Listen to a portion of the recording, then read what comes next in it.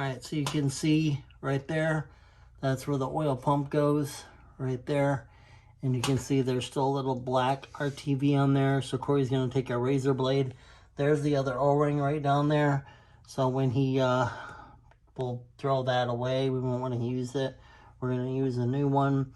There's the crank sensor. Just make sure that the crank sensor goes back in there. Once you bolt it all on there, we'll show you once we get it all done.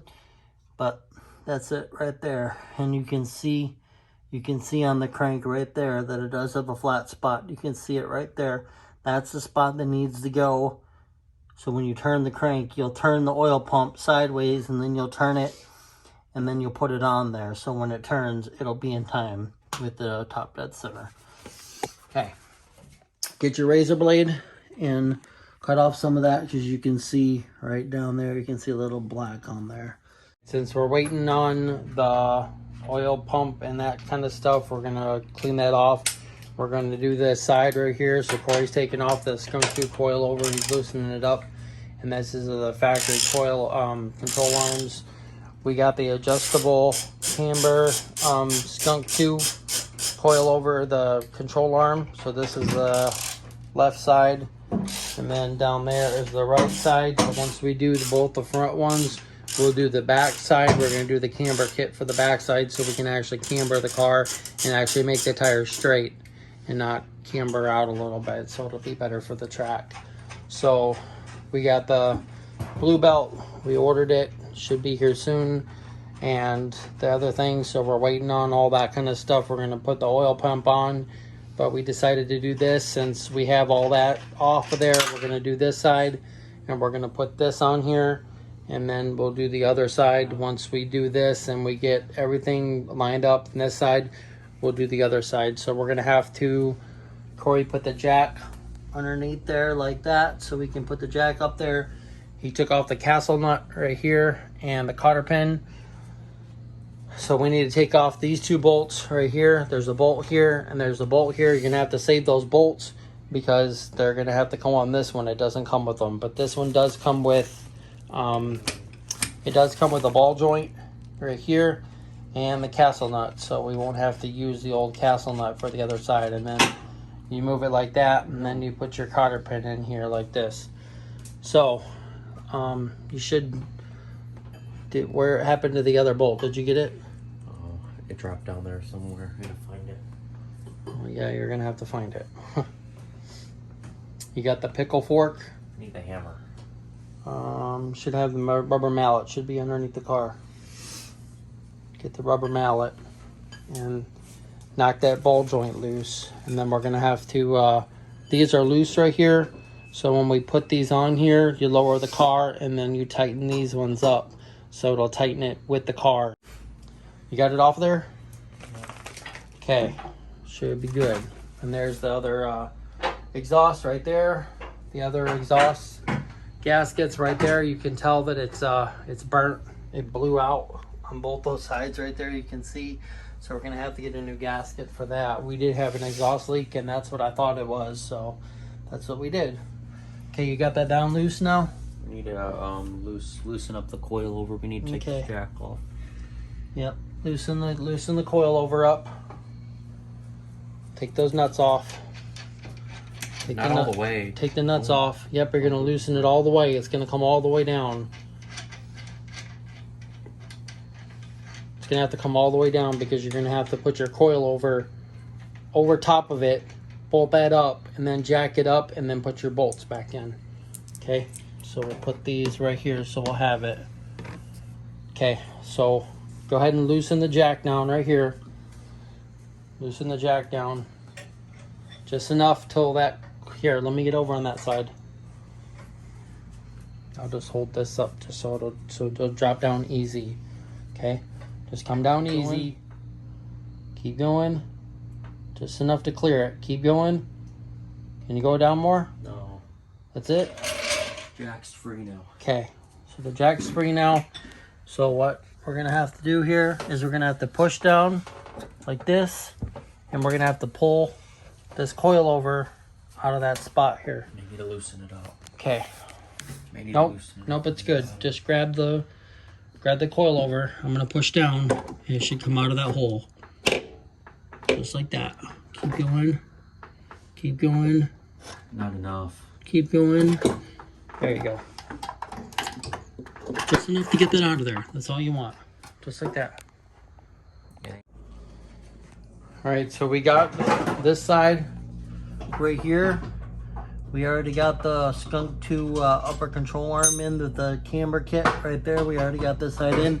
We're gonna paint this caliper red when we have this off. So we got some red caliper paint so it'll look nice.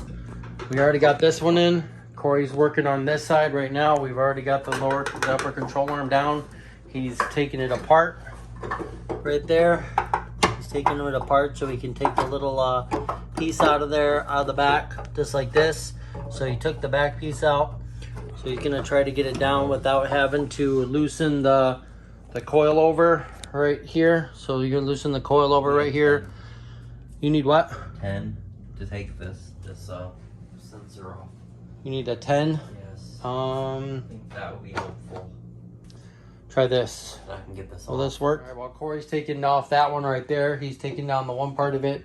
I'm gonna take the other one out of the box. So these are the Skunk 2 with the camber adjustment, so we can actually make the wheel straight and not cambered out.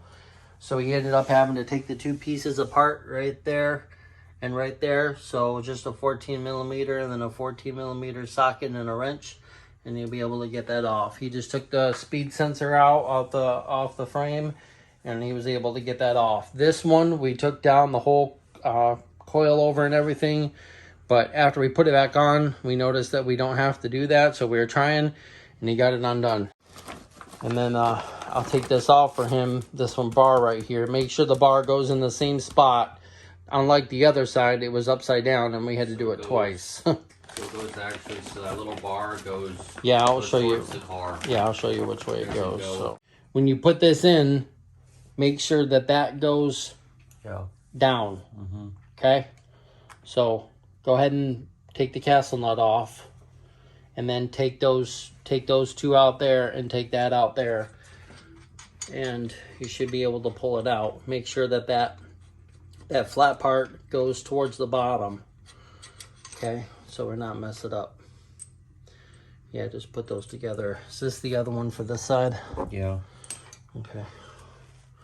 So those are the two for that side. So these are from Detroit Axle. We ordered these, but we're gonna do these because we need a camber adjustment for the front and the back. And then these ones are for the back right here. You can see the adjustable rear camber kit for the back. So we'll be able to do the back as soon as we're done with the front. We ordered a new tensioner for this side from Honda. So we're gonna pick that up tomorrow. See, like this, and then you got your adjustable right there, so be able to just loosen those up and be able to move the tire in and out and be able to make it straight and not on a camber. Because you can see, I don't know if you can see that back tire right there, but that one's actually cambered in, and it's out on the bottom, so we want it to be straight for the track. And these will be a lot better. And then eventually we're gonna get some street tires and have these for just all around driving. But for right now, and then we got the ACL oil pump. We're gonna put that on there. We took the other one off. You can see we already took the other one off right down there, and then we're gonna do the calipers red. So that'll be nice, and then it'll match this, and it'll match the nice suspension that we have down there. So tell me when you're ready for the top. Make sure that is flat. Make sure that's flat when you go down, when you go to put that in there. You got it back behind there? Yeah, I'm trying to. There we go. Okay, got it. Okay, go ahead. Never mind. So we gotta put the bolts on first. Yeah, we gotta put the bolts in. But is that curved on the bottom? Or towards on the the top? inside. The top? Towards the inside, like how it should be. Okay. All right, so we're good. All right, I'm gonna hold this while he bolts this up real quick. That way. All right, well, Corey's got the thing in there. He's got it up there. He's tightening it up right now. So there's the upper control arm. So he's getting the bolt in there with the bushings. He'll put it up through here, and then I'll screw the nut on, and then Corey will come up here and he'll tighten those ones up. So we didn't have to take the coilover down. We just had to take the upper control arm up out of here and drop it down. And he took this loose right here out of this. So right there, took that bolt out of here. There's one of the bolts that holds it in there, and then pulled that out and pulled this loose instead of pulling the whole thing down and then dropping it down. That's what we did yesterday. So it was a lot easier doing it this way. So we'll get this side done, and then once we're done with this, we will gotta tighten everything up from the castle nut right up there. So I got to get the castle nut tightened to get the hole lined up, and then we'll be able to put the cotter pins in. And this side and that side should be done. Corey's got the thing in right here. So I'm just gonna put the bolts in right here and hold it into place. And then it's an 18 millimeter. Let me get them on here right. There we go.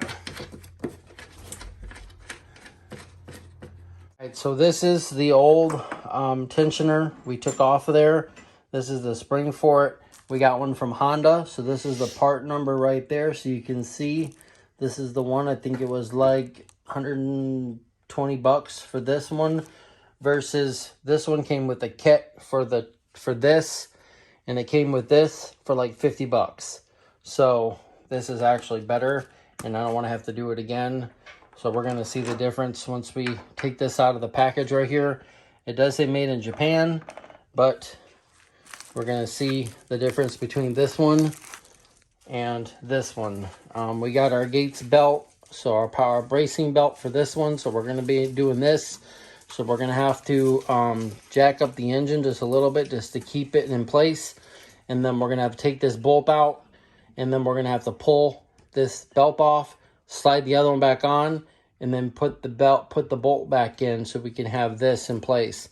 This is the performance oil pump from ACL right here. You can see this is the one right here for the B18.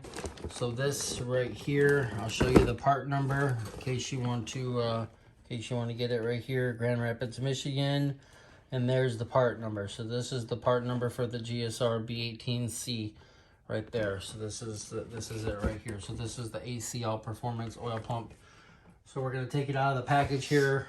So this is the ACL high performance oil pump. You can see right here, this is the flat spot right here. So when Corey puts it down there, you can see the flat spot right there on the crank. He's gonna have to put it kind of sideways and then turn it. It comes with the new O-ring right here and the new gasket for your oil sending unit right here. So you can see that hole right there is actually bigger than the factory one. The one right here, this is the other one that came off the eBay one. So you can see the difference between this one and this one. Look at the difference for that oil pickup. So it's actually going to produce more oil pressure. So we're going to get this all cleaned off. We're going to spray it with a little bit of brake clean, get this oil all over here because it was actually inside this plastic. So there's actually a little bit of oil in there to coat it so it doesn't rust and anything like that. So we're going to clean it up real quick, and then we'll take this off of here. And then there's your gasket. So this gasket is for this right here, so you can put that on there. And then when you put your oil sending unit on there, you put your bolts on and then do that. So this is your O-ring right there. So we're going to clean this up real quick with some brake clean, and then we'll put some RTV around here. I got some red RTV right here. Right here, some high temp RTV gasket maker, 100% silicone. So this should be good right here to put this on here, and then we should be good. It says once you put it on there, after you tighten it up between these spot right here and this spot right here, to put it on there, and then you wipe it clean, because if you don't wipe it clean and you leave that on there, you're gonna have to take a razor blade and cut this and kind of move it up and clean it off, because then your oil pan's not going to fit right here and right here. We're getting a lot done to the Integra, getting ready to take into the track. hopefully in December, we'll be taking it to the track. You can catch that video. If you like this video, please give us a big thumbs up. You can follow us on Facebook and Instagram at JC Motor Garage. I'll post a lot of pictures on there. So stay tuned for more videos on the Integra. So we got the timing belt, the blue one to get on there, the Racing Gates one, the new spark plugs, the NGK ones. We'll put the valve cover on.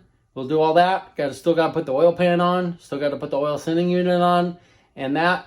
So that's going to be in the next video. So we'll see you next time on JC Motor Garage.